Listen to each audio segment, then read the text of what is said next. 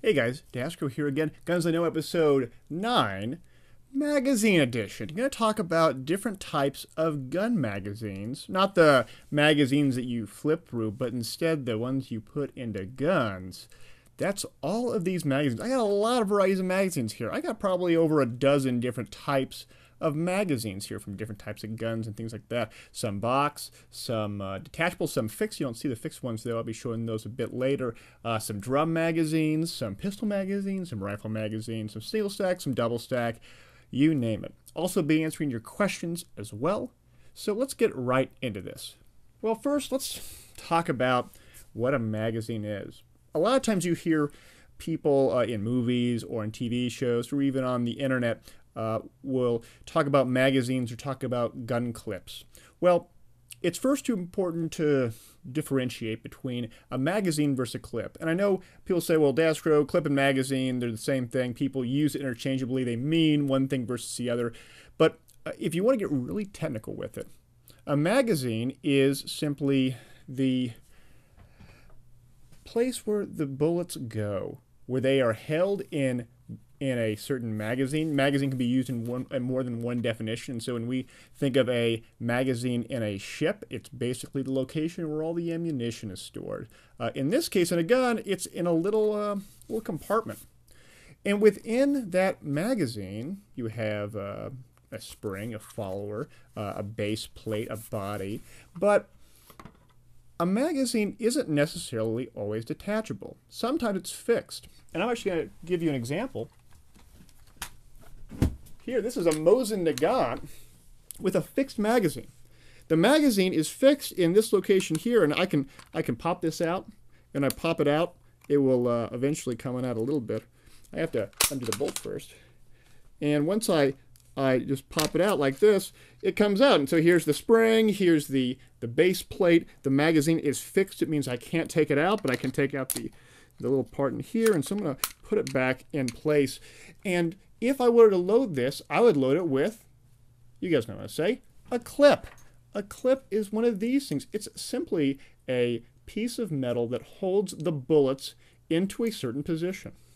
And so this Mosin Nagant has some grooves in the end near the bolt, and that's where the clip feeds in. And this is actually one that is a stripper clip, so I would just push this all the way down, and I've loaded it. I take out the clip because I don't need it anymore, and I can throw it away. I can use it later, and now I'm ready to go. I have all these bullets in this Mosin Nagant ready to fire. I haven't pushed the bolt in, so what I'm going to do is I'm going to do what I just did a minute ago. Watch this. Are you ready for this? Oh, the bullets fall out. Oh, except for one. Get out of there, dude. There you go. And now it's empty, and now we're ready to go. Always wanting to think about safety. I'm going to put this back down. There you go. I got bullets all over my lap. I'm going to put these bullets down. And that's what a clip is, and that's what a magazine is. Some magazines are detachable. All of these are detachable magazines. Some clips will stay in the gun after you load it in. So the most well-known example is an M1 Garand, which has an M-block clip. You put the entire M-block clip inside that M1 Garand. It fits in that fixed magazine. You fire off those shots. So when you fire off that last shot, what do you hear? You guys know what I'm talking about. You hear that ping. That clip flies out of the gun. You hear that iconic ping. Nevertheless, though, I don't really harp on people that much about saying clip versus magazine. It's sort of like the AT-AT versus AT-AT debate in Star Wars. It's something that is I am not going to spend my time on with people trying to harp on them saying it's one versus the other, even though I know that it really is one versus the other. But it's not going to bother me if they say clip versus magazine. Let's talk about different types of magazines out there. We talked about fixed. Let's talk about all the detachable magazines out there. I have a variety of detachable magazines out here, and I may try to go through a lot of these, but maybe not all of them. Let's talk about some of the basics. At its core, I'm going to show you guys, this is a 1911 magazine. This one holds 8 or 9, I forget. It's a Wilson Combat. It's made out of steel, I think. It's loaded right now with some hollow point rounds. I think these are self-defense rounds. Nevertheless, though, This is a single stack magazine. All of the bullets, all the cartridges rather, the bullets just this part, the cartridge is the entire round, are all stacked on top of each other. Single stack. So it's only one column of cartridges. That's very limiting because if I want to double the size, I have to double the length of this magazine. What's another way of doing it, guys? Well, with magazines, you can double stack them through staggering. And so this is another magazine. This is a Brad and I 2 magazine. And you're probably not going to be able to see this that well, but maybe I'll show a diagram in this video where while the first bullet is in a single stack column, it starts to flare on out, and then it becomes double stack. But if you take two of these bullets, these cartridges, excuse me, and you put them right next to each other, the width of these two bullets is actually larger than this magazine, ever so slightly. When you take into consideration the walls of this magazine, the magazine's actually smaller in width. Well, why is that? Well, the bullets here are staggered. They're staggered on top of each other at an angle, and so as opposed to them being right next to each other, they're sort of staggered like this. And by doing that, they're still able to put more capacity into this magazine. This one's a 15 rounder, and you could conceivably get more if you made it a bit wider, but the increase in length that you get from making them staggered isn't that big of a deal. So that's kind of cool. Yeah, double stack pistol magazines. Now clearly when you put it into a pistol, it's going to be a much wider pistol grip, and that may have some downsides in that respect. And this is 9mm. 9mm is a much smaller caliber compared to 45, and so double staggering 45 makes it really wide. I got a few other ones. I got 40 Smith & Wesson Glock magazine. This one holds, this one's actually, it says 9, but it's actually 10. I have an extension on this one. But again, staggered as well. This is what is this? This is a CZ82 magazine, also double staggered, whatever. Another one is here. This is an M1 carbine magazine. What is it, a 10 rounder, 15 rounder? It's 15 rounder. A little rust on it, that's okay. And again, double staggered as well. Double stacked, staggered around diagonally. I'm going to talk about another one here. This one is another M1 carbine. But this M1 carbine is a little bit different. Do you guys notice a difference between these two magazines, other than the fact that one's longer than the other? Well, you'll probably say, well, daskro, the larger one, this 30-round magazine, has a bit of a curve to it. Some people may even call this a banana clip or a banana magazine. Well, the reason being of why this is the case is that if I can get one of these cartridges out of here, I have not had much luck. Here we go. I'm going to take two, actually. Oh, there's a third one. These cartridges look, pretty straight up and down, and they don't have much of anything that's sort of emblematic of it being different compared to another cartridge. But they're actually a bit tapered towards the end here, and compared to the beginning of this cartridge at where the primer is. And what happens is that as you successively stack more and more of these cartridges on top of each other, they actually tend to bend a bit because of how the dimensions are set up within this cartridge.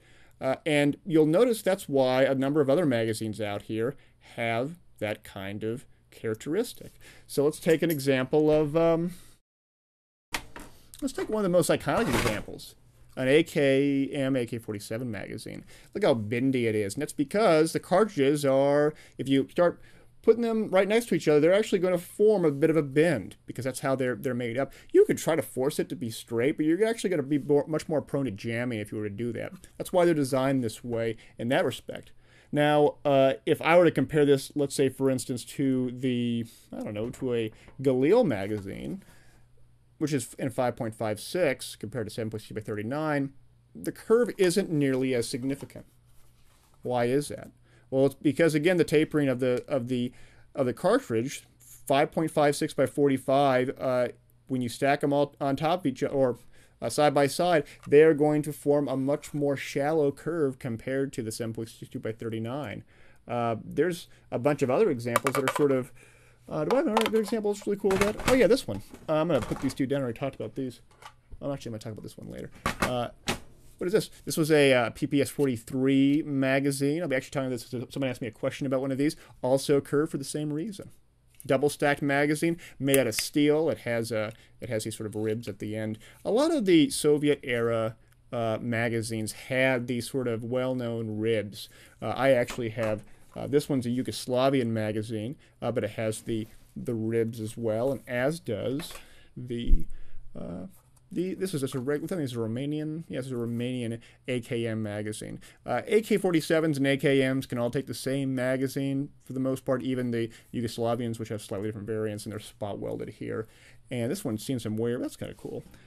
One kind of difference I want to mention real quick about these two magazines. They look, pretty much the same. I mean, from a manufacturing perspective, this one has more spot welds on the end compared to this one, but their stampings are nearly identical. Beyond that, how the metal is folded is a bit different. But the biggest difference between is some magazines have what are called bolt hold opens. If you're not going to be able to see this that well, but I'll post a picture if it doesn't turn out. This Yugoslavian magazine in this hand has a little bolt stop right here.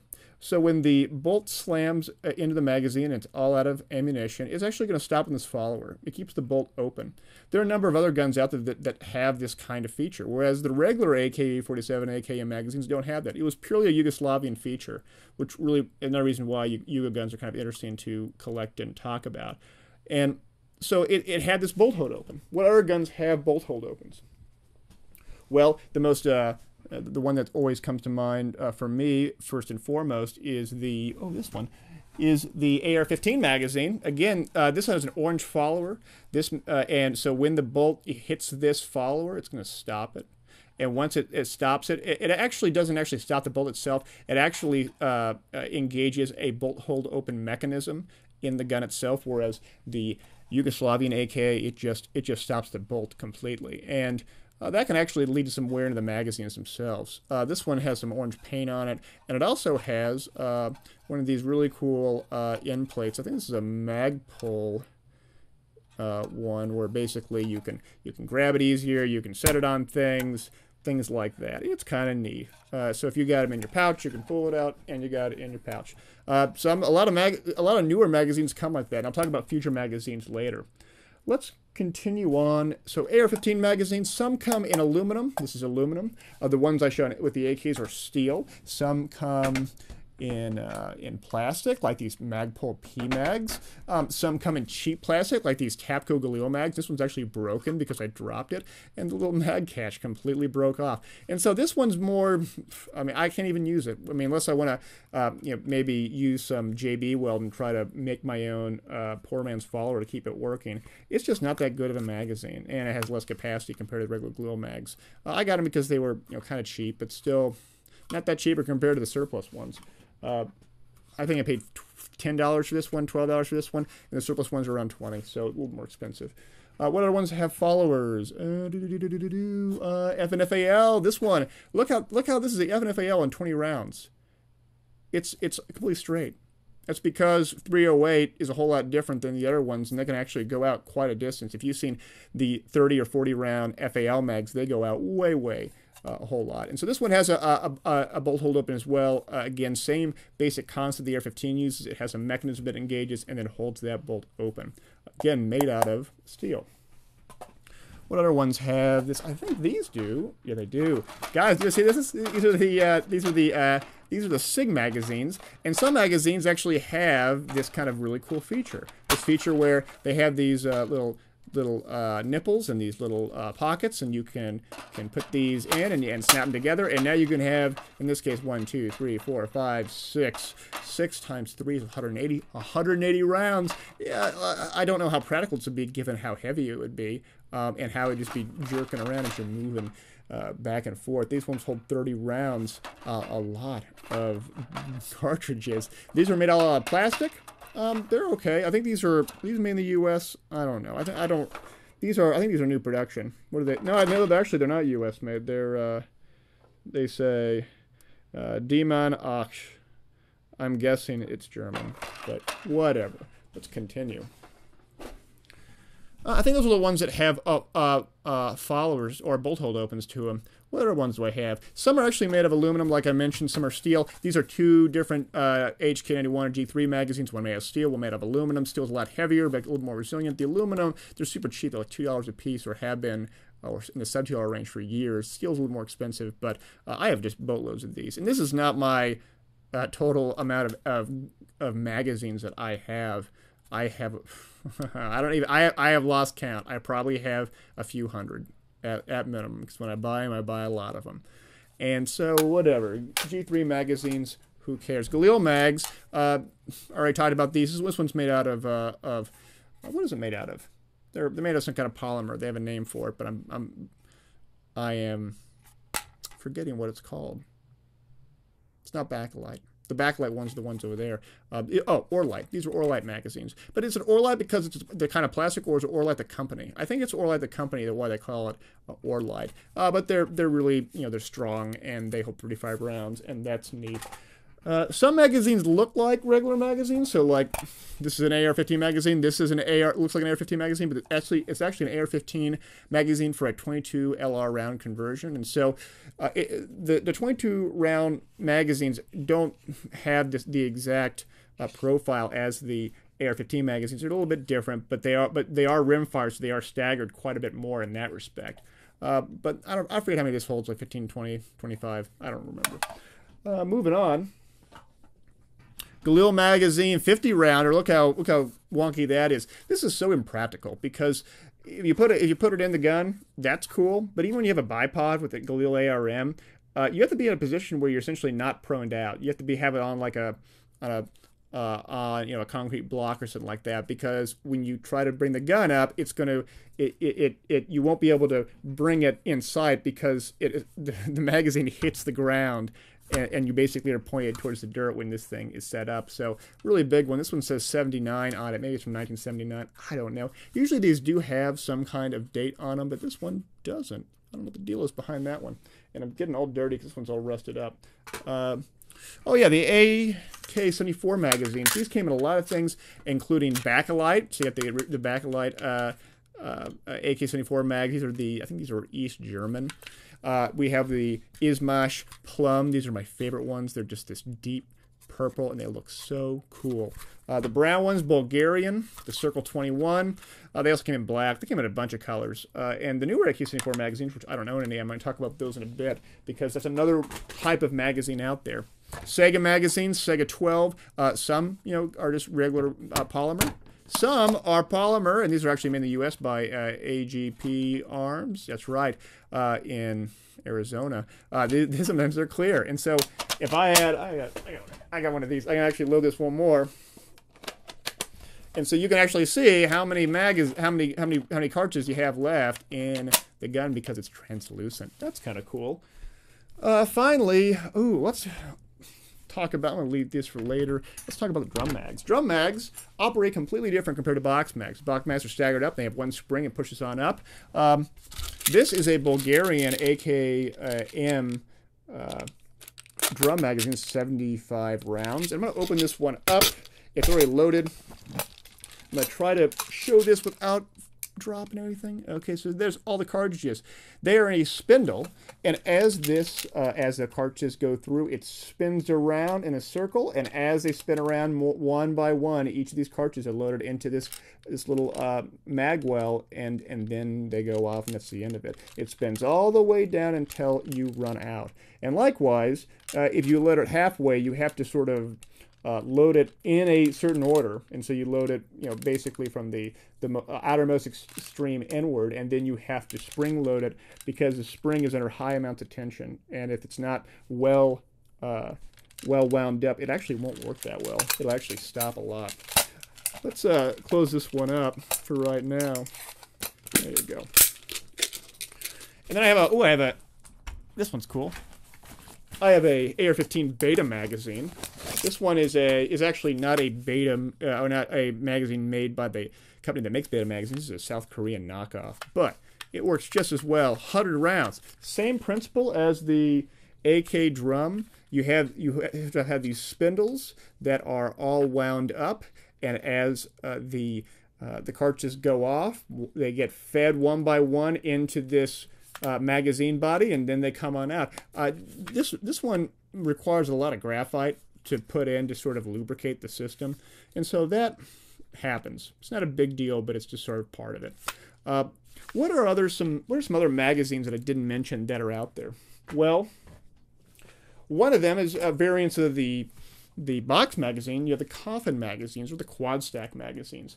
These magazines, here we go, are basically two double stack magazines put together with a common follower on top, and you can hold a lot more cartridges into it.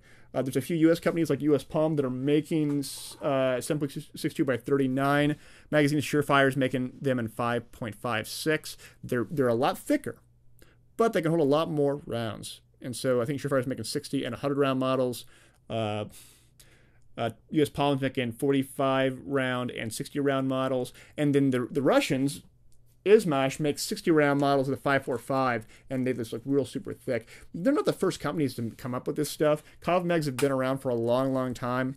I think the PPS 43 had Coffin mags way back when, or at least the Suomi did.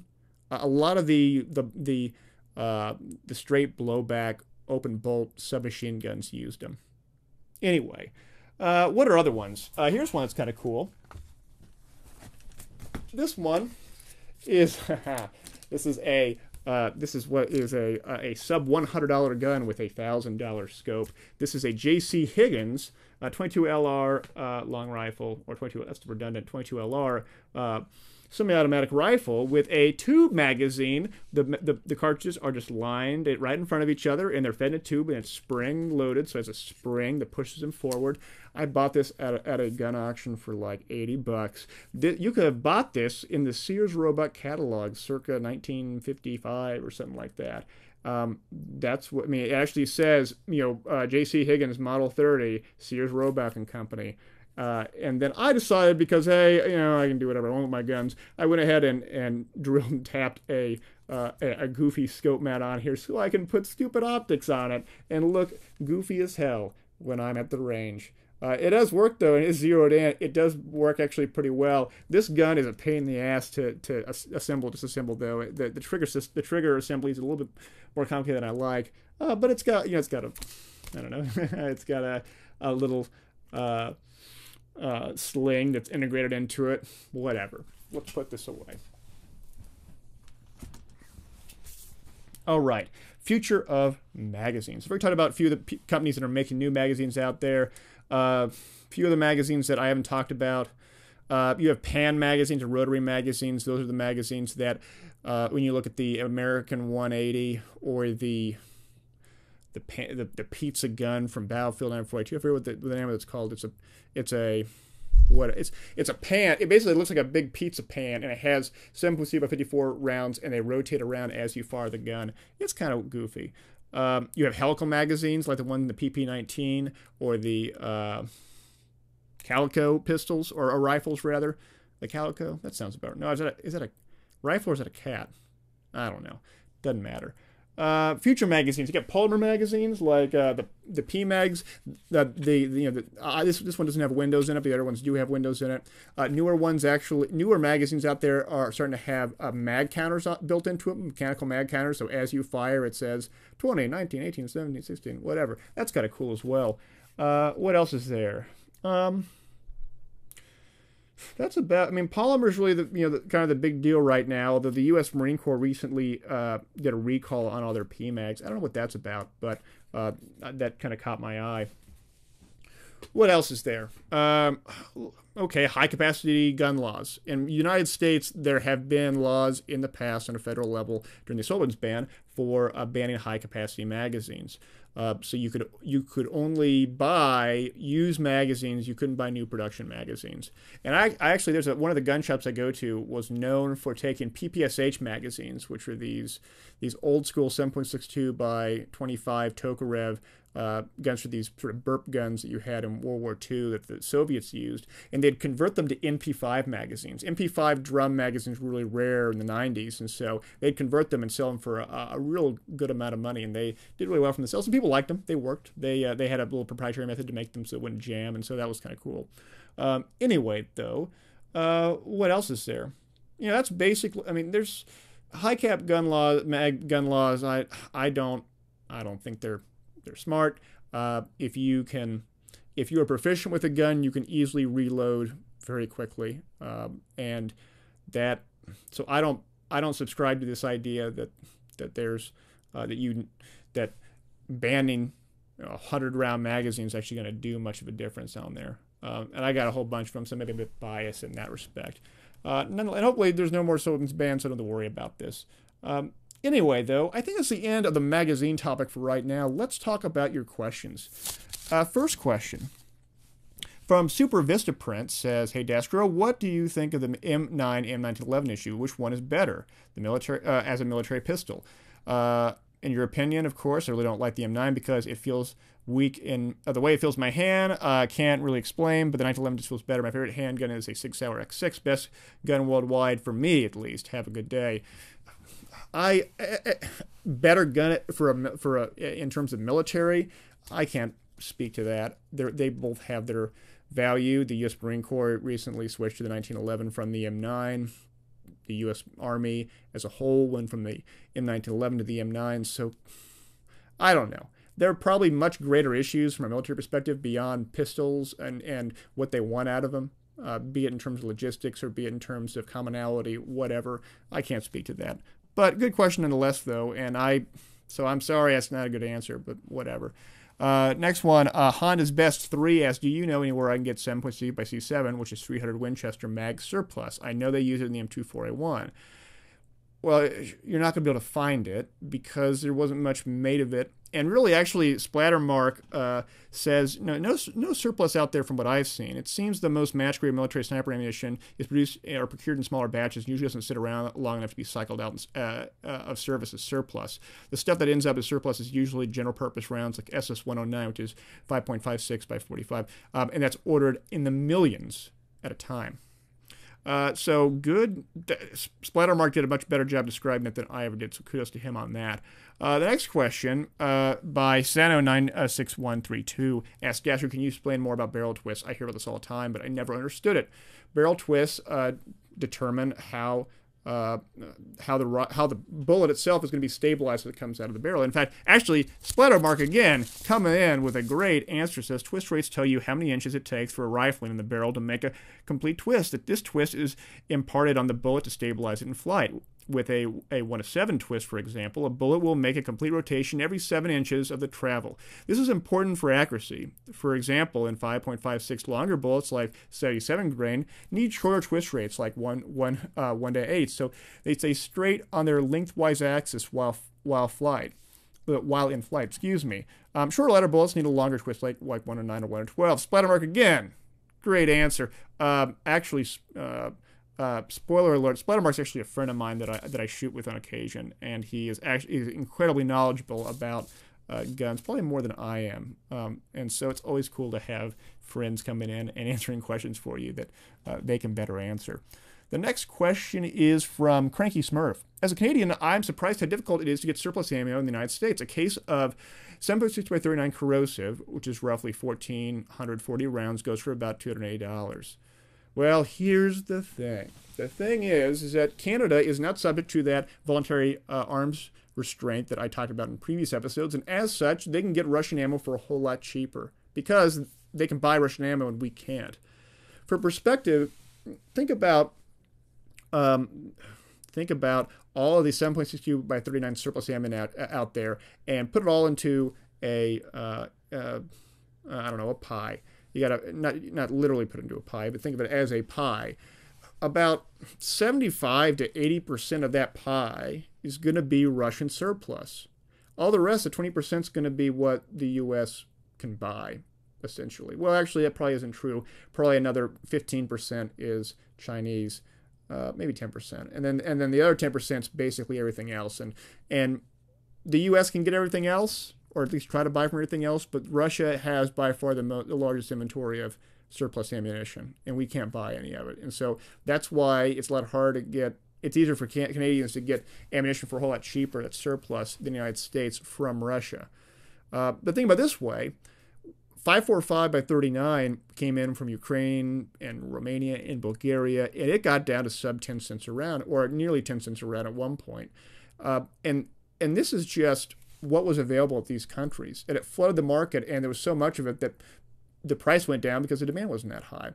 If even a third of the Russian ammunition became available through a new treaty or whatever, it would flood the market and bring the prices down yet again to record levels. That'd be really cool. I'd love to see that happen. Don't know if we'll see it again, but that's okay. Next question by Almond Pop.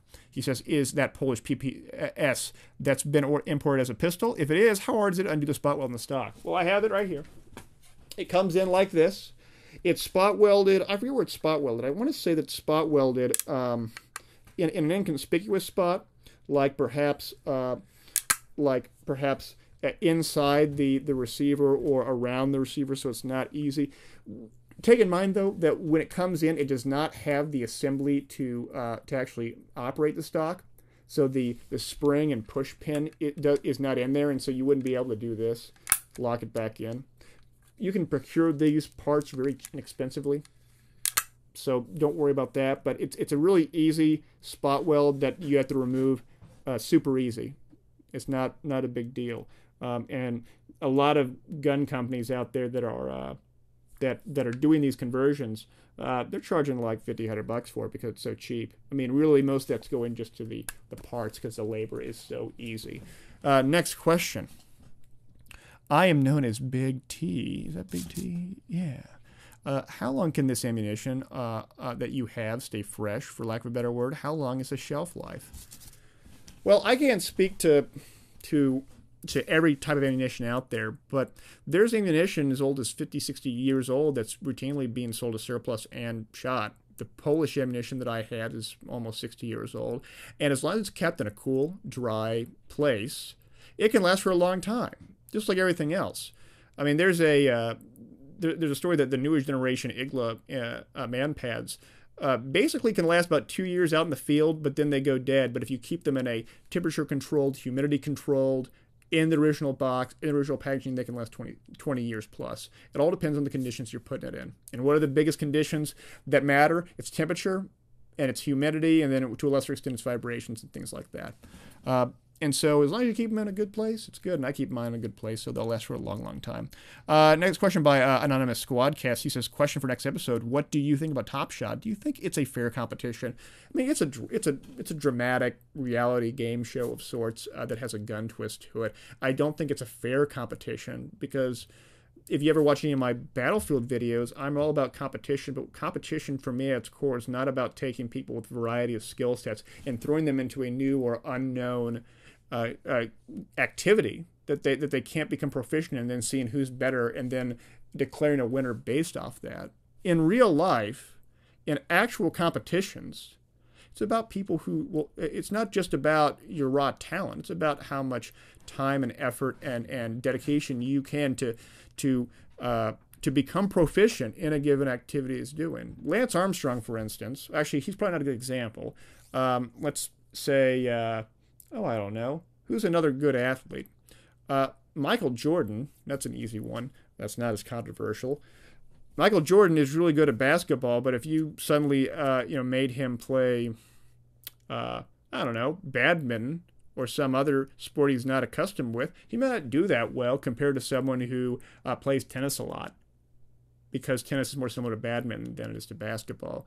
They're both, they're all athletes, so maybe they, one should be better than the other. That's, to me, that's not a good comparison. It should be about people who focus on that given activity and their ability to best one another based on their proficiency, how good they are in the activity they do based on the practice they do and things like that. They could actually do Top Shot a bit differently, and if they actually gave unlimited opportunity to all the contestants to practice for weeks on end on a certain activity, then I actually would be all for it. But it doesn't make a reality TV show, and on top of that, it's very expensive and things like that. And so I don't have a problem with a TV show, but I don't think it's a fair competition.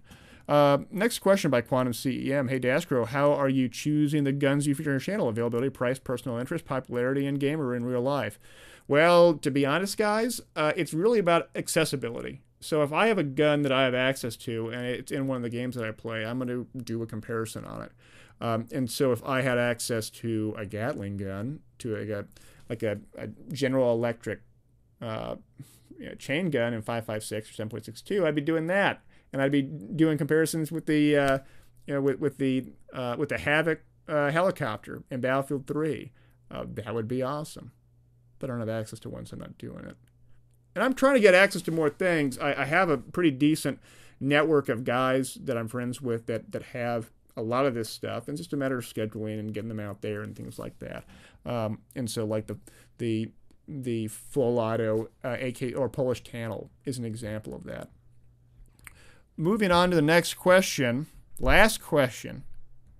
Getting late. Kano MC says, do you prefer FAL full auto or FAL full auto or G3 full auto?